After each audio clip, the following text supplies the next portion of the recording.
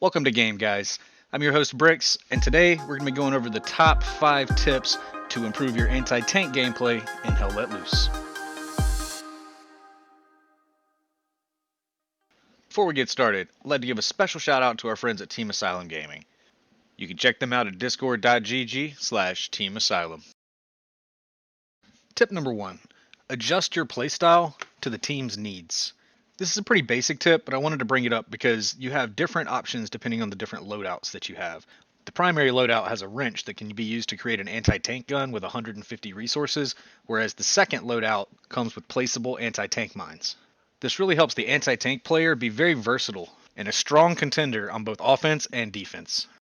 Tip number 2, tank weak spots. Sometimes based on terrain or other factors, you have to try to hit a tank from an area that may not be as weak.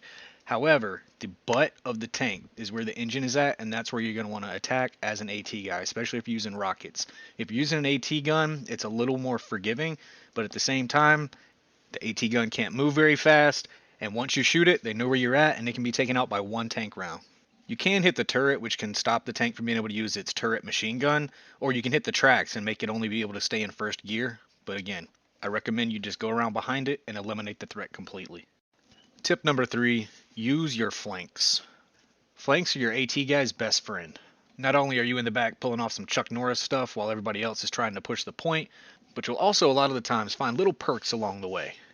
Things such as enemy garrisons you can take out, which you can shoot with a rocket to destroy, enemy nodes, and the ever so elusive backside of a tank.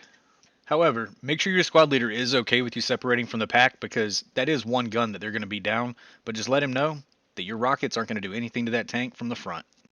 Tip number 4 is patience. As stated in the last tip, flanking is the anti-tank player's best friend. However, this is a high-risk, high-reward maneuver. Sometimes when I'm in game, I can flank up to 5-10 minutes, sometimes more, if need be, just to get in that critical spot. Yes, sometimes you get popped in the face as soon as you get there, but it's oh so worth it for you and for your team whenever you get that juicy tank kill. Having patience, though, doesn't just fall into the category of flanking.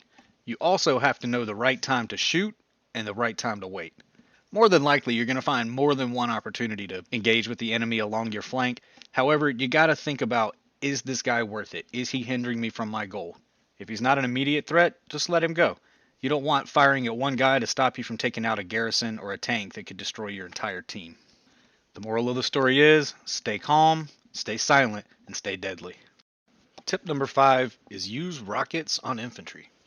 This may sound like a strange tactic. However, when you're engaging and there's enemies in buildings, it's a lot easier for you to shoot a rocket in a window of a building and clear out an area than it is for someone to try to get a pop shot on an MG who's suppressing them. So use your flaming ball of hate to rain down some misery on that MG who's been raining it down on you.